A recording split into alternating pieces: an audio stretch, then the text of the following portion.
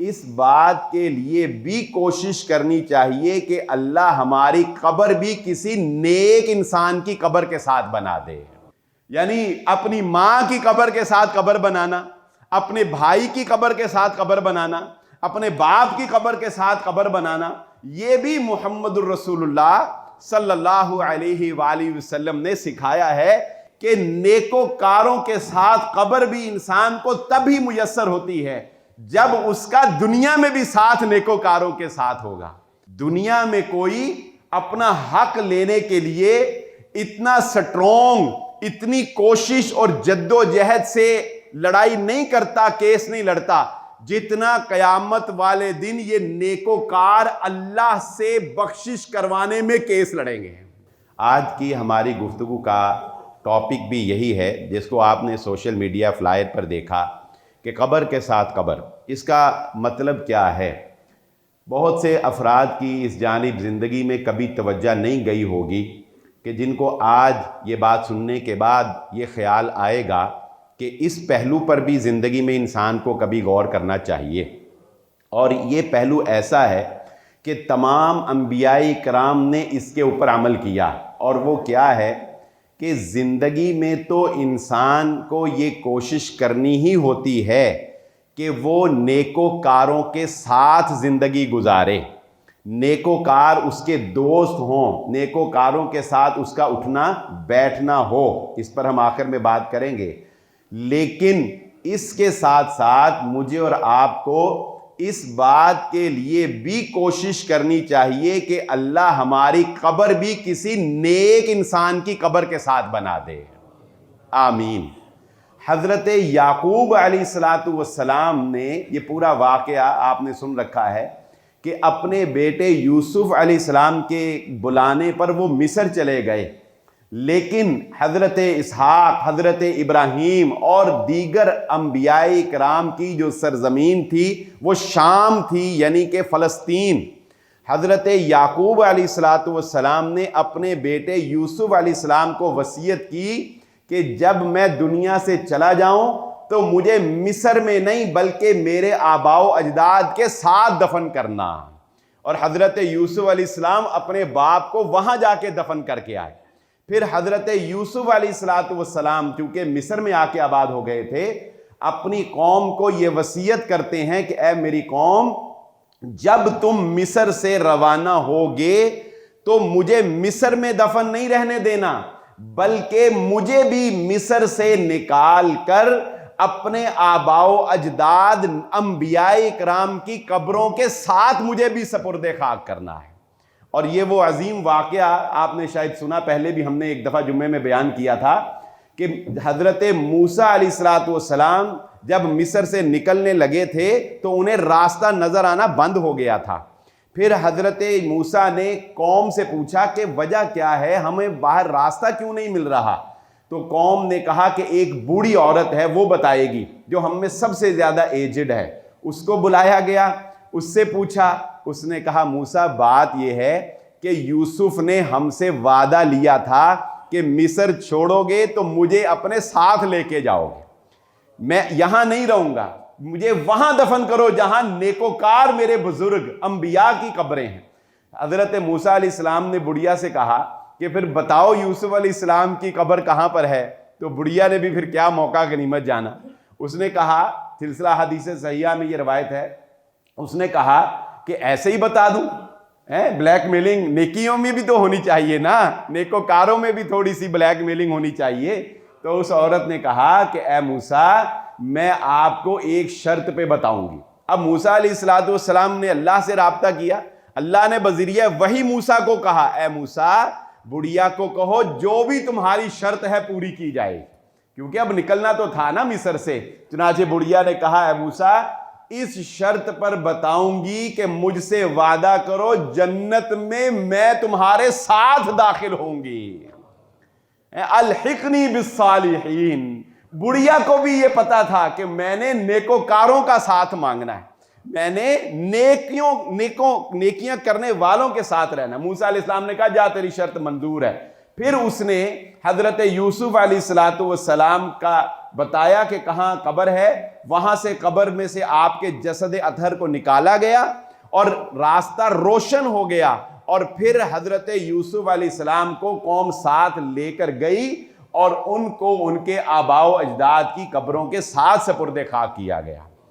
حضرت موسیٰ علیہ السلام پر جب آخری وقت آیا تو فرشتہ اجازت طلب کرنے کے لیے آیا نا، جب موسیٰ علیہ السلام سے کہ آپ کی روح قبض کرنی، تو حضرت موسیٰ علیہ السلام نے اس کے رکھ کے ایک تھپڑ مارا، تو وہ دوبارہ اللہ کے پاس گیا، کہا اللہ تیرا بندہ مرنا ہی نہیں چاہتا، تو نے مجھے اس کی روح قبض کرنے کے لیے بھیجا ہے، وہ تو مرنا نہیں چاہتا۔ اللہ نے کہا اے موسیٰ جاؤ، ہم تمہیں یہ مہلت دیتے ہیں کہ بھیڑ کے اوپر ہاتھ رکھ دو، جتنے بال تمہاری ہاتھ کے نیچے آئیں گے اتنے سال تمہاری زندگی بڑھا دی۔ حضرت موسیٰ علیہ السلام نے کہا اللہ پھر کیا ہوگا؟ اللہ نے کہا پھر مرنا ہی ہوگا، پھر آخر مرنا ہی ہوگا۔ پھر حضرت موسیٰ علیہ السلام نے کہا اللہ آخر اگر مرنا ہے تو میں ابھی موت کو قبول کرتا ہوں، لیکن آخری دعا نبی حضرت موسیٰ علیہ السلام نے جو اللہ سے آخری دعا مانگی، صحیح بخاری کی روایت ہے، کہا اللہ موت تو میں قبول کرتا ہوں اور فرشتے کو اجازت دیتا ہوں کہ مجھے موت دے دے، لیکن ایک دعا میری یہ ہے کہ مجھے موت وہاں پر دینا جہاں پر میرے آباء و اجداد انبیاء کی قبریں ہیں، یعنی مجھے فلسطین کے اندر موت نصیب فرمانا کہ وہاں میری قبر بننے پائے۔ حضرت موسیٰ علیہ السلام نے قبر کس کے ساتھ مانگی؟ فلسطین، وہ جگہ جہاں انبیاء اکرام کو سپرد خاک کیا گیا۔ کتنے خوش نصیب ہیں وہ لوگ کہ جن کی قبریں بھی اس جگہ پہ بن رہی ہیں جہاں پر اللہ نے نبیوں کی قبروں کو جگہ دی ہے۔ تو حضرت موسیٰ علیہ السلام نے بھی اپنی قبر مبارک جو ہے وہ اپنے بزرگوں نیکوکار لوگوں کے ساتھ بنوانا پسند کی۔ پھر یہی کافی نہیں، ہمارے لیے حضرت ابو بکر صدیق رضی اللہ تعالیٰ عنہ کی ذات اقدس مشعل راہ ہے۔ عمر ابن خطاب رضی اللہ تعالیٰ عنہ کا واقعہ میں یکم محرم الحرام کی مناسبت سے کئی مرتبہ آپ کے سامنے رکھ چکا کہ انہوں نے کس طرح سے حضرت عائشہ سے منت کر کے، سماجت کر کے، مانگ کر یہ جگہ مانگی کہ کاش کہ مجھے یہ سعادت نصیب ہو جائے کہ مجھے قبر میں بھی پڑوس محمد عربی صلی اللہ علیہ وسلم کا مل جائے، قبر کا پڑوس بھی نیکوکاروں کا ہو۔ یہ انسان کی نیک بختی کی علامت ہے، یہ انسان کی سعادت کی علامت ہے۔ علامہ احسان الہی ظہیر رحمہ اللہ تعالیٰ کا یہ مشہور واقعہ آپ نے سنا ہوگا کہ جسے ہم جنت البقیع کہتے ہیں، ویسے وہ بقیع الغرقد ہے، لیکن چونکہ اکثر وہاں نیکوکاروں کی جنتیوں کی قبریں ہیں تو اسے جنت البقیع کہہ دیتے ہیں۔ علامہ احسان الہی ظہیر رحمہ اللہ نے حضرت عثمان غنی رضی اللہ تعالیٰ عنہ کی قبر مبارک کے قدموں کی جانب کھڑے ہو کے اللہ سے دعا مانگی تھی کہ اللہ تیرے لیے کیا مشکل ہے، ہمیں بھی اس اپنے بندے درویش کے قدموں میں جگہ عطا فرما دے۔ جنہوں نے یہ دعا دیکھی وہ کہتے ہیں علامہ صاحب کی قبر وہیں پہ بنی جہاں پہ انہوں نے دعا مانگی تھی۔ ہمیں بھی یہ دعا اللہ سے کرتے رہنا چاہیے، اے اللہ ہمیں قبر میں بھی نیکوکاروں کا پڑوس نصیب فرما، اور اس کے لیے کوشش بھی کرنی چاہیے، اس کے لیے کاوش بھی کرنی چاہیے۔ میں آپ کو ایک اور دنیا کی ایک مثال دے دیتا ہوں۔ ہمارے بھائی حافظ سعید فاروقی حفظہ اللہ تعالیٰ نے مجھے یہ واقعہ سنایا، کیونکہ ان کا ڈاکٹر عبدالقدیر صاحب کے ساتھ رابطہ تھا، تو وہ کہتے ہیں کہ ڈاکٹر صاحب کی قبر سرکاری محکموں کے تحت بادشاہی مسجد کے اندر کھود دی گئی تھی۔ بادشاہی مسجد میں ان کی قبر بننی تھی، لیکن لواحقین نے بتایا کہ ڈاکٹر صاحب نے یہ وصیت کی تھی کہ میری قبر مسلمانوں کے عام قبرستان میں بنائی جائے، اس لیے کہ جب کسی خاص جگہ پر میری قبر بنے گی تو لوگ اس جگہ کو پکنک پوائنٹ بنا لیتے ہیں، اور میں اپنی قبر کو پکنک پوائنٹ نہیں بنانا چاہتا۔ جب عام مسلمانوں کے قبرستان میں میری قبر بنے گی تو جب لوگ اپنے پیاروں کے لیے دعا کریں گے، اللہ مجھے بھی اس دعا کی برکت سے رحمت نازل فرمائے گا۔ ایسی سوچ بھی لوگوں کی ہو سکتی ہے، حالانکہ ہم میں سے تو لوگ یہ چاہتے ہیں کہ ان کا کوئی الگ ہی قبرستان ہی الگ بنے، جہاں نہ کوئی آ سکے نہ کوئی جا سکے. لیکن اس عظیم انسان کی بھی یہ سوچ کہ دیکھیں نا عوامی قبرستان میں جب جب کوئی اپنے پیارے کو ملنے آئے گا اور وہ دعا تو اجتماعی کلمات سے مانگی جاتی ہے نا, السلام علیکم یا اہل القبور نسأل اللہ لنا ولکم العافیہ, دعا تو جب مانگی جاتی ہے اللہم اغفر لحینا و میتینا, یہ کلمات اجتماعی ہیں, جمع کے سیغوں کے ساتھ ہیں, اللہ ہمارے مردے.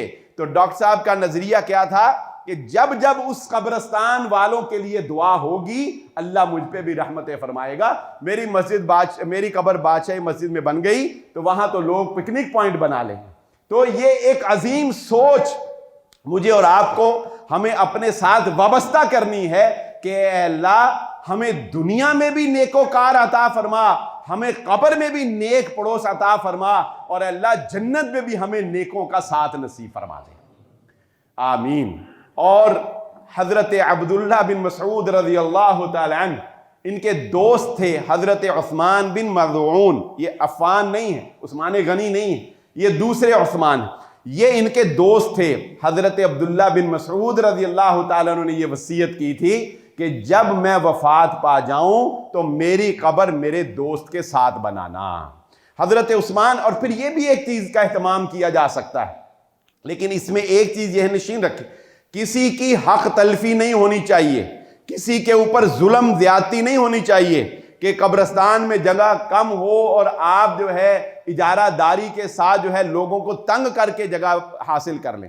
لیکن اگر آسانی سے یہ کام میسر ہو, اور میسر ہو جاتا ہے, قبروں کے اوپر قبریں بن رہی ہیں. میں جب بچپن سے پیدا ہوا میں نے دیکھا کہ ہمارے ڈی گراؤنڈ کے قبرستان کے باہر بڑا سا بورڈ لگا ہوا ہے کہ یہاں قبر کی جگہ باقی نہیں. یہ تقریباً کوئی 40 سال ہو گئے, اور 40 سال سے جو بھی مرتا ہے وہ اسی قبرستان میں اس علاقے کا دفن ہوتا ہے, اور 40 سال پہلے بھی لکھا تھا کہ یہاں قبر کی جگہ نہیں. تو یہ اللہ رب العزت کا نظام ہے کہ ٹڈیوں کی طرح ایسے ہی تو نہیں انسانوں نے قبرستانوں سے نکلنا. تو حضرت عثمان بن مظعون رضی اللہ تعالیٰ عنہ کو جب اللہ کے نبی صلی اللہ علیہ وآلہ وسلم نے سپرد خاک کیا, یہ اللہ کے نبی صلی اللہ علیہ وسلم نے ان کو اپنے ہاتھوں سے قبر میں اتارا تھا, اور پھر اللہ کے نبی صلی اللہ علیہ وآلہ وسلم نے اپنے ہاتھوں سے ایک چھوٹا سا ایک پتھر اٹھایا, اور وہ پتھر اٹھا کر حضرت عثمان کی قبر کے اوپر رکھا. آج بھی آپ جاتے ہیں نا جنت البقیع ہی, تو وہاں دیکھتے ہیں کہ قبر کے لیے صرف ایک پتھر رکھا ہوتا ہے. تو یہ پتھر رکھنے کی گنجائش موجود ہے کیونکہ رسول اللہ صلی اللہ علیہ وآلہ وسلم نے حضرت عثمان بن مظعون رضی اللہ تعالیٰ عنہ کی قبر پر یہ پتھر رکھا تھا. اور نبی صلی اللہ علیہ وآلہ وسلم نے پتھر رکھنے کے بعد یہ بات بھی ارشاد فرمائی کہ میں نے یہ پتھر اس لیے بھی رکھا ہے کہ یہ نشانی رہے, اور عثمان کے گھر والوں میں سے اگر کوئی وفات پا جائے تو اسے بھی عثمان کی قبر کے ساتھ قبر بنا کے دفن کیا جائے. یعنی اپنی ماں کی قبر کے ساتھ قبر بنانا, اپنے بھائی کی قبر کے ساتھ قبر بنانا, اپنے باپ کی قبر کے ساتھ قبر بنانا, یہ بھی محمد الرسول اللہ صلی اللہ علیہ وآلہ وسلم نے سکھایا ہے. یہ بھی عین دین کے مطابق ہے, یہ کوئی منع یا یہ کوئی غلط بات نہیں. اور پھر یہ بات بھی ذہن نشین رکھ لیں کہ نیکوکاروں کے ساتھ قبر بھی انسان کو تب ہی میسر ہوتی ہے جب اس کا دنیا میں بھی ساتھ نیکوکاروں کے ساتھ ہوگا, جب نیکوکاروں کے ساتھ تعلق ہوگا. اور اللہ کی قسم دل باغ باغ ہو جاتا ہے مجھ جیسے گناہگار کا اس روایت کو پڑھ کے کہ رسول اللہ صلی اللہ علیہ وآلہ وسلم نے فرمایا, بڑی لمبی حدیث ہے لیکن میں اس میں سے اپنے موضوع سے متعلق بات صرف آپ کی گوش گزار کر رہا ہوں. اللہ کے نبی صلی اللہ علیہ وسلم نے فرمایا وہ قیامت کا دن, وہ ہولناکیاں جس وقت جنت کے اندر جانے کا فیصلہ کر دیا جائے گا اور جہنمیوں کا جہنم کا فیصلہ کر دیا جائے گا, تو چند نیکوکار لوگ, بڑے پیارے الفاظ ہیں اللہ کی قسم, اتنے پیارے الفاظ ہیں کہ نبی صلی اللہ علیہ وآلہ وسلم نے فرمایا اے میرے صحابہ, تم میں سے دنیا میں کوئی اپنا حق لینے کے لیے اتنا پاورفل کیس نہیں لڑتا دنیا میں کوئی اپنا حق لینے کے لیے اتنا سٹرونگ، اتنی کوشش اور جد و جہد سے لڑائی نہیں کرتا، کیس نہیں لڑتا، جتنا قیامت والے دن یہ نیکوکار اللہ سے بخشش کروانے میں کیس لڑیں گے۔ جتنا یہ کوشش کریں گے نا قیامت والے دن، اتنی کوشش دنیا میں کوئی مال لینے کے لیے بھی نہیں کرتا۔ اور وہ کوشش پتہ کیا ہوگی؟ فرمایا جب جہنمیوں کے جہنم میں جانے کا فیصلہ ہو جائے گا، جب جنتیوں کے جنت میں جانے کا فیصلہ ہو جائے گا، اللہ تعالیٰ کے نیک بندے جن کا جنت میں جانے کا فیصلہ ہوگا وہ اللہ سے کہیں گے یا اللہ ہمیں اپنے کچھ دوست جو ہمارے ساتھ نمازیں پڑھا کرتے تھے، ہمارے ساتھ روزے رکھا کرتے تھے، ہمارے ساتھ حج کیا کرتے تھے، اللہ وہ ہمیں اپنے ساتھ جنت میں جاتے ہوئے نظر نہیں آ رہے۔ اللہ کہے گا اچھا اگر تمہیں نظر نہیں آ رہے تو جاؤ، انہیں اگر جہنم کا فیصلہ میں نے کر دیا، تمہاری سفارش پہ تمہیں اجازت دیتا ہوں انہیں بھی اپنے ساتھ شامل کر کے جنت میں لے جاؤ۔ اللہ جس کو اجازت دے گا اس کے لیے شفاعت سنے گا، اللہ جس کو اجازت دے گا اس کی شفاعت سنے گا۔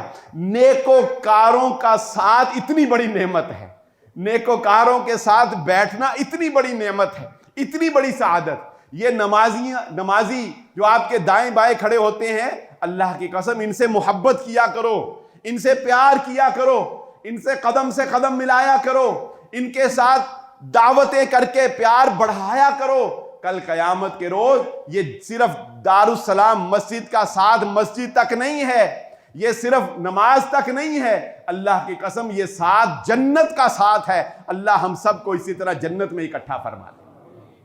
یہ جنت کا ساتھ ہے انشاءاللہ۔ یہ کمزوریاں، یہ کمیاں، یہ کوتاہیاں، یہ ہم ہر انسان کے ساتھ وابستہ ہیں، یہ ہر انسان کے ساتھ کوئی نہ کوئی گناہ جو ہے وہ جڑا ہوا ہے، لیکن اللہ رب العزت نے اپنے نیکوکار لوگ جو نیکی کی رغبت رکھتے ہیں، جو دل سے نیک ہیں، جو نیکی کرنا چاہتے ہیں، جو ریاکار نہیں ہیں، اللہ تعالیٰ نے ان کو بھی قیامت والے دن بخشنے کے بہانے بنائے ہوئے۔ لیکن یہ بات ذہن نشین رہے، یہ بات ذہن نشین رہے کہ جس طرح نیکوکاروں کا ساتھ انسان کے لیے سعادت مندی کی بات ہے، اسی طرح یوم یعض الظالم علی یدیہ یقول یا لیتنی لم اتخذ فلانا خلیلا، اسی طرح بروں کا ساتھ انسان کے لیے ہلاکت کا باعث ہے۔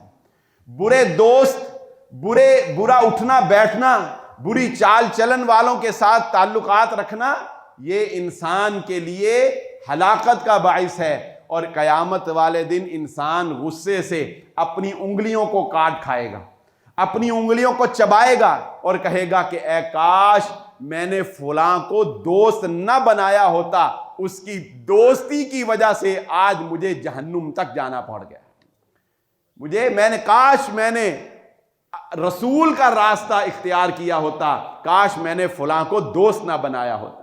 یہ کافر امیہ بن خلف کی دوستی میں ناکام ہوئے۔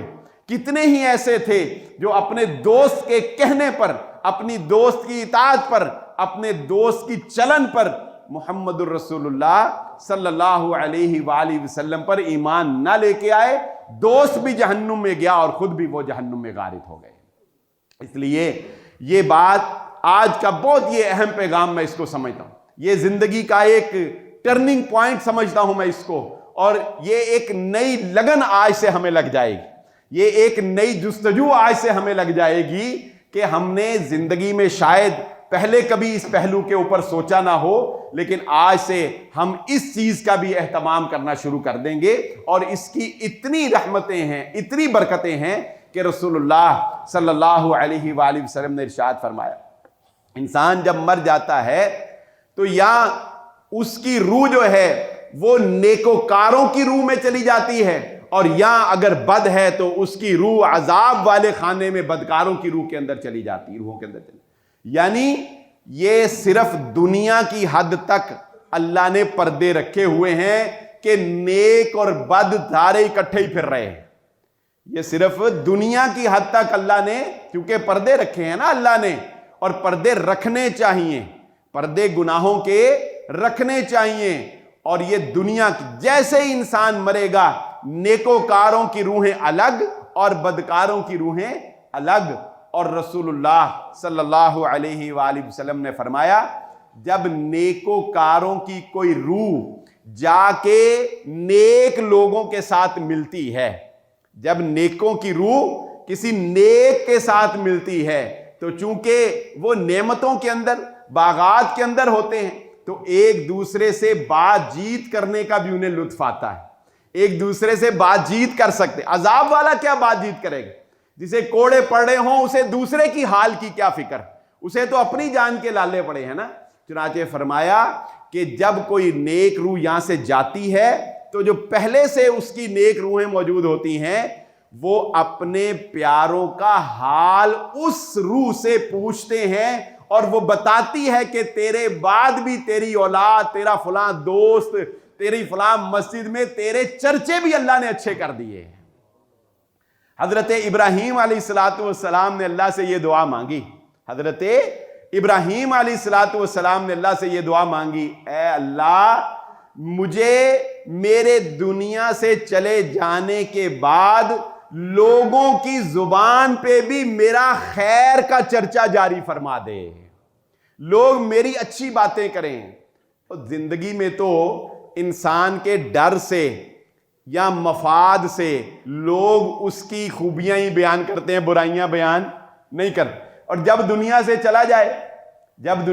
چلا جائے تو پھر اصل چیز جو لوگوں کے ذہنوں میں ہوتی ہے وہ نکھر کے سامنے آ جاتی، اس کا اصل کردار لوگوں کے سامنے آ جاتا ہے. اسی لیے رسول اللہ صلی اللہ علیہ وآلہ وسلم نے فرمایا، یہ بھی بڑی سعادت مندی کی بات، بڑی ہی پیاری بات، باغ باغ کر دینے والی، روح میں اتر جانے والی. اللہ کے نبی صلی اللہ علیہ وآلہ وسلم نے ارشاد فرمایا کہ جب اللہ تعالی کسی انسان کے ساتھ بھلائی کا ارادہ کرتا ہے، اور یہ بات یاد رکھیں بھلائی کا ارادہ اللہ اسی کے ساتھ کرتا ہے جس کے اندر نیکی کی، خیر کی طلب اور تڑپ ہوتی ہے. جو خیر کا طلبگار نہیں ہے، جس میں تڑپ نہیں ہے، جو ریاکار ہے، اس کے ساتھ قیامت والے دن پتہ ہے کیا سلوک ہوگا؟ جب اللہ رب العزت قیامت والے دن مخلوق کے سامنے جلوہ فروز ہوگا، حدیث کے اندر آتا ہے اللہ جلوہ فروز ہوگا تو بے اختیار اللہ کے سامنے ساری مخلوق انسان سجدہ ریز ہو جائیں گے، لیکن وہ جو ریاکار تھے، جو نافرمان تھے، اللہ ان کی کمر کو لوہے کا بنا دے گا، وہ وہاں پہ بھی اللہ کے سامنے سجدہ نہیں کر سکیں گے. اللہ ہم سب کو اس سے محفوظ فرمائے. تو یہ بڑی ہی سعادت کی بات ہے کہ رسول اللہ صلی اللہ علیہ وسلم نے فرمایا کہ جس بندے کے ساتھ اللہ خیر کا ارادہ کرتا ہے، موت سے پہلے اللہ تعالی اسے نیکیاں کرنے کی توفیق عطا فرما دیتا ہے، یہاں تک کہ وہ بندہ نیکیوں میں مشغول ہو جاتا ہے اور نیکیوں میں ہی اس کی شہرت ہو جاتی ہے، اور اسی حالت میں اس کی موت آتی ہے، اور اس کے مرنے کے بعد نیک گواہ پیدا ہو جاتے ہیں جو اس کی نیکی کی گواہی دیتے ہیں. اور حدیث میں آتا ہے کہ اللہ نیکیوں کی گواہیوں پر بھی انسانوں کو جنت عطا فرما دیتا ہے. کتنی سعادت کی بات. نیکوں کا ساتھ، نیکوں کی صحبت، نیکوں کے ساتھ رہنا، نیکوں کے ساتھ اٹھنا بیٹھنا، جنہیں دیکھ کے انسان کو آخرت یاد آئے. دنیا داروں کے ساتھ بیٹھو گے تو احساس کمتری کا شکار ہوگے، دنیا داروں کے ساتھ بیٹھو گے تو سوچو گے اس کے پاس اتنی دولت ہے، میں تو فضول ہی لگا ہوا، کاروبار تو اس کو کرنا آتا ہے، یہ کروڑوں کی باتیں کرتا ہے، یہ اربوں کی باتیں کرتا ہے، یہ پلازوں کی باتیں کرتا ہے، یہ بڑی بڑی گاڑیوں کے ماڈلز کی باتیں کرتا ہے. امیروں دنیا داروں کے پاس بیٹھو گے، وہ دنیا کی باتیں کریں گے، دنیا کی دولت اور شاہانہ باتیں کریں گے، تو لا محالہ تمہارے دل میں دنیا کی محبت جنم لے گی، دنیا کی تڑپ پیدا ہوگی. تم سوچو گے میں کیوں پیچھے رہ گیا، میں دنیا میں کیوں آگے نہ نکل سکا, میں اس کے ساتھ کیوں نہیں چل سکا, سارا کچھ تو اس کے پاس ہے. یہ ہے دنیا داروں کے پاس بیٹھنے کا نتیجہ. نیکوکاروں کے پاس بیٹھو گے, وہ تمہیں نماز کے فضائل بتائیں گے, وہ تمہیں دعائیں سکھائیں گے, وہ تمہیں آخرت کی بات بتائیں گے. ان کی بات بات پہ الحمدللہ نکلے گا. وہ چھینک لیں گے تو الحمدللہ کہیں گے, وہ تمہیں دعا سکھائیں گے. نیکوکاروں کی صحبت انسان کو نیک بنا دیتی ہے, اور دنیا داروں کی صحبت انسان کو دنیا دار بنا دیتی ہے, اور بدکاروں کی صحبت انسان کو بدکار بنا دیتی ہے. یہ فیصلہ میں نے اور آپ نے کرنا ہے کہ ہمیں کن کی صحبت چاہیے, ہمیں کن کا ساتھ چاہیے, ہمیں کن کے ساتھ اٹھنا بیٹھنا چاہیے. رسول اللہ صلی اللہ علیہ وآلہ وسلم نے یہ بات بھی ارشاد فرمائی. اللہ کے نبی صلی اللہ علیہ وآلہ وسلم نے فرمایا, اگر تم کسی انسان کے بارے میں یہ جج کرنا چاہتے ہو کہ اس کا رجحان کس طرف ہے, اس کا کریکٹر کیا ہے, اس کا کردار کیا ہے, تو یہ دیکھا کرو کہ اس کے دوست کس طرح کے لوگ ہیں. جس طرح کے اس کے دوست ہوں گے اس انسان کا کردار بھی ویسا ہی ہوگا. جس طرح کے اس کے دوست ہوں گے اس کا کردار بھی ویسا ہی ہوگا. یہ آج کے اس دور کے اندر ایک انتہائی اہم نقطہ ہے کہ ہماری نوجوان نسل ہر ماں باپ یہ شکوہ کر رہے ہیں کہ ہمارا بچہ خراب ہو رہا ہے. ہر باپ اور ماں اس فکر میں ہیں کہ ہمارا بچہ نماز نہیں پڑھ رہا ہے, ہمارے بچے میں تہذیب نہیں ہے, ہمارے بچے میں سلیقہ نہیں ہے, ڈسپلن نہیں ہے, اطاعت نہیں ہے, فرما برداری نہیں ہے. اور جب پوچھنے پر پوچھا جائے تو بچے کو ایک مرتبہ بھی مسجد میں باپ اپنے ساتھ نماز پڑھنے کے لیے لے کے نہیں آئے. جب تم مسجد میں نہیں لاؤ گے, تمہیں صحبت اچھی نہیں دو گے, تم دوست اچھے نہیں دو گے, تو وہ لوفر دوست, وہ برے لوگ, وہ فحش کلامی کرنے والے, وہ ولاگ گھروں میں بیٹھ کر اپنی بیڈ روم میں بیٹھ کر ولاگ بنانے والے, جو اب تمہارے بیٹے کو تمہارا دوست یہ بتائے گا کہ میں نے گھر میں بیٹھ کر اپنی بیڈ روم کی پکچر بنا کر اپنی ماں بہن کے ساتھ ویڈیو اپلوڈ کر کے اتنے پیسے کما لیے ہیں, تو بتاؤ تمہارے بیٹے کا دل کرے گا نماز پڑھنے کے لیے؟ وہ کہے گا نہیں, وہ یہ لاکھوں کما رہا ہے, میں کیوں لاکھوں نہیں کما سکتا. وہ اس سے اوپر جانے کی کوشش کرے گا. ہمارا معیار بدل چکا ہے. ہمارے معیار صرف یہ رہ گئے ہیں کہ بے حیائی فروغ پاتی ہے پا جائے, گناہ ہوتا ہے ہو جائے, حلال حرام کی تمیز ختم کرو, صرف ایک کام کرو, اور وہ کیا ہے؟ وہ یہ ہے کہ ہمارے پاس زیادہ سے زیادہ دولت آنی چاہیے, زیادہ سے زیادہ پیسہ آنا چاہیے. اور جس دن یہ آنکھیں بند ہوں گی, اربوں کروڑوں بھی ہوں گے تو وہ زیرو سے ضرب کھا جائیں گے. کتنے ہی ایسے لوگ ہیں جنہوں نے اربوں کی جائیدادیں بنا رکھی ہیں اور انہوں نے کروڑوں لوگوں کے دینے ہیں, لیکن وہ کبھی یہ نہیں سوچتے کہ ہم نے ایک دن جب مرنا ہے تو جو ہمیں حوصلہ نہیں ہے اپنی زندگی میں اللہ کے راستے میں خرچ کرنے کا, ہماری بعد ہماری اولادوں کو کیسے حوصلہ ملے گا کہ وہ ہمارے قرضے اتاریں گے؟ مجھے ایک بات تو بتاؤ, میرے میں یہ حوصلہ نہ ہو کہ میں پیسہ ہونے کے باوجود, میں دولت ہونے کے باوجود اس کو نیکی میں خرچ کروں, مجھ میں حوصلہ نہیں. مجھے ایک شخص نے کہا, میں نے کہا یار تو جتنا تیرے پاس مال ہے تجھے کبھی اللہ کے راستے میں خرچ کرتے دیکھا نہیں. تو اس نے, بعض لوگ ہوتے ہیں بڑے صاف گو ہوتے بے شک غلطی ہیں, لیکن غلطی بھی صاف گوئی کے ساتھ کرتے. تو اس نے کہا جی بلال صاحب بات صاف ہے کہ مجھے کبھی حوصلہ ہی پیدا نہیں ہوا. یہ بھی اللہ کا عذاب ہے, یہ اللہ کی رحمت ہے ہمارے اوپر کہ اللہ نے مال دیا ہو اور اللہ کے راستے میں خرچ کرنے کا حوصلہ بھی دیا ہو. اللہ ہم سب کو یہ توفیق عطا فرمائے. تو اللہ کی رحمتیں کہاں کہاں پر انسان بھولے. تو جو ہم نہیں کر رہے, جب ہم میں حوصلہ نہیں ہے, تو مجھے بتاؤ مرنے کے بعد کیا ہماری اولاد میں یہ حوصلہ ہوگا کہ وہ ہمارے مرنے کے بعد ہمارے قرضے اتار سکے, یا ہماری طرف سے صدقہ کر سکے, یا ہماری طرف سے جو ہے نیکیاں کر سکے؟ نہیں نا. اس لیے اپنی صحبت بھی درست کرو, اپنی اولاد کے دوست اچھے بناؤ, اپنی اولادوں کو نیکی کی طرف لے کر آؤ. ایک آخری مثال سنا کے بات کو ختم کرتے ہیں. بڑی مشہور حدیث ہے، بارہا آپ نے سنی ہوگی، ایک مرتبہ پھر ذہنوں میں تازہ کر لیتے ہیں. اللہ کے نبی صلی اللہ علیہ وآلہ وسلم نے نیک آدمی اور برے آدمی کے پاس بیٹھنے کی مثال سمجھائی.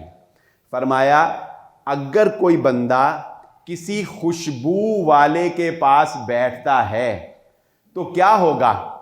خوشبو والے سے دوستی لگانے کا پہلا فائدہ یہ ہوگا کہ ہر وقت اسے خوشبو آتی رہے گی. خوشبو کا احساس بذات خود انسان کی طبیعت کو فرش کرتا ہے. خوشبو ویسے انسان کی طبع کو بھاتی.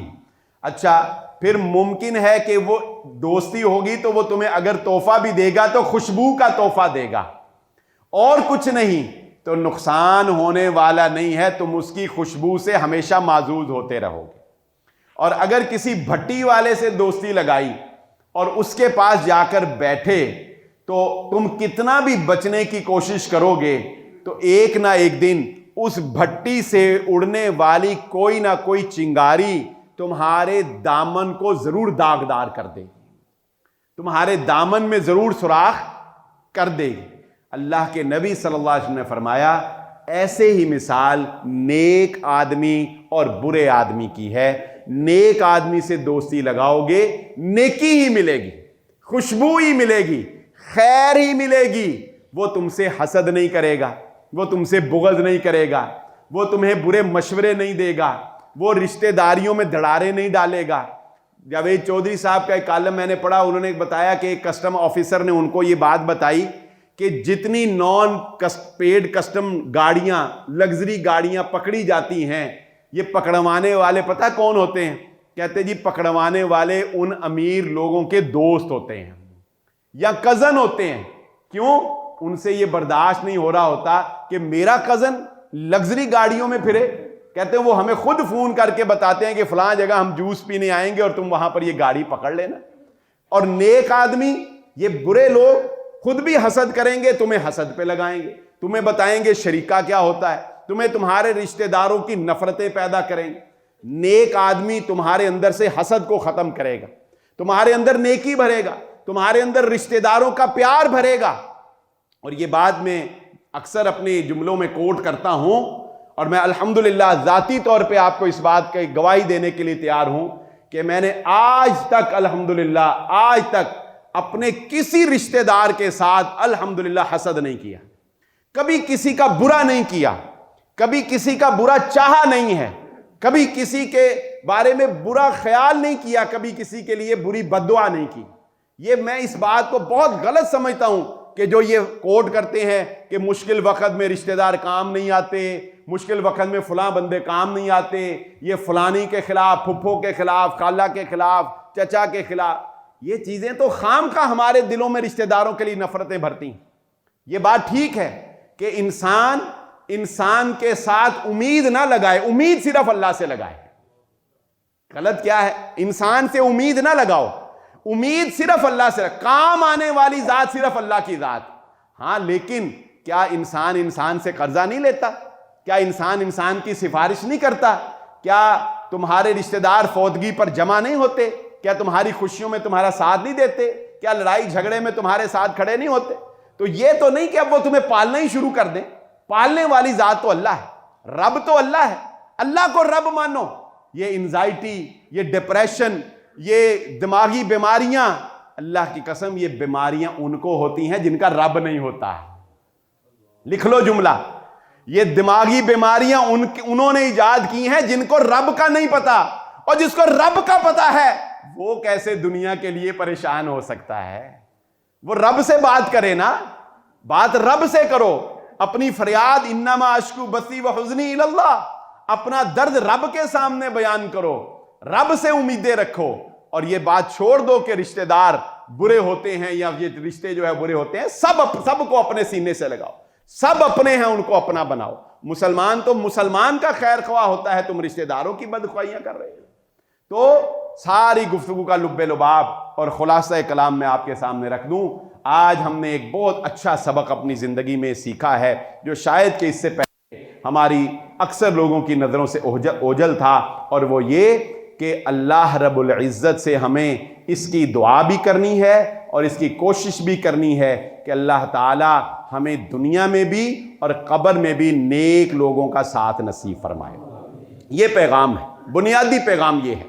اور اس کے لیے پھر ہم نے سب سے پہلے آپ کے سامنے حضرت یعقوب علیہ السلام کا حضرت یوسف کو وصیت کرنا بتایا، پھر یوسف علیہ السلام کا واقعہ بتایا، قوم ان کو لے کر گئی، پھر موسیٰ علیہ السلام کا واقعہ بتایا، انہوں نے فلسطین میں دفن ہونے کو ترجیح دی، پھر حضرت ابوبکر رضی اللہ تعالیٰ عنہ، حضرت عمر ابن خطاب کی سیرت ہمارے سامنے ہے، پھر حضرت عبداللہ بن مسعود رضی اللہ تعالیٰ عنہ کا واقعہ بتایا، پھر حضرت عثمان بن مظعون رضی اللہ تعالیٰ عنہ کے نبی صلی اللہ علیہ وسلم نے قبر میں اتار کے پتھر رکھا اور کہا کہ تاکہ اس کے گھر والوں کو جو ہے وہ اس کے ساتھ جو ہے وہ سپرد کیا جائے۔ پھر اس کے ساتھ دوسرا پیغام ہم نے آپ کے سامنے یہ رکھا کہ اگر قبر میں نیکوں کا، اور ڈاکٹر عبدالقدیر صاحب کی ایک بڑی اہم مثال میں نے آپ کے سامنے رکھی، علامہ احسان علی ظہیر رحمہ اللہ کی دعا میں نے آپ کے سامنے رکھی۔ پھر اس کے بعد دوسرا نتیجہ ہم نے یہ اخذ کیا کہ اگر قبر میں نیک لوگوں کا ساتھ چاہیے تو پھر ہمیں دنیا میں بھی نیک اور صالحین کے ساتھ وقت گزارنا ہے۔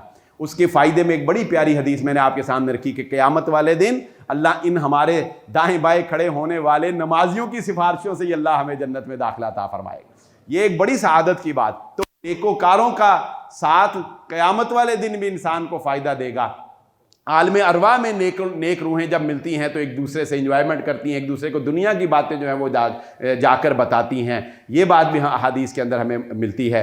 پھر یہ بات آخر میں آپ کے سامنے رکھی کہ اپنی اولادوں کو نیک لوگوں، نیک دوستوں کا ساتھ دیں اور برے لوگ اور برے دوستوں کے ساتھ سے ان کو محفوظ فرمائیں۔ اس سے ہم نے ایک خوشبو والے کی مثال اور ایک بھٹی والے کی مثال جو ہے وہ بھی آپ کے گوش گزار کی۔ نیک آدمی ہمیشہ نیکی کی بات بتاتا ہے، برا آدمی ہمیشہ نیگیٹو تھاٹ دیتا ہے، منفی خیالات آپ کے ذہن میں راسخ کرتا ہے۔ اللہ رب العزت دعا ہے جو کہا جو سنا سمجھنے کی اور عمل کرنے کی توفیق عطا فرمائے۔ وآخر الدعوانا الحمدللہ رب العالمین۔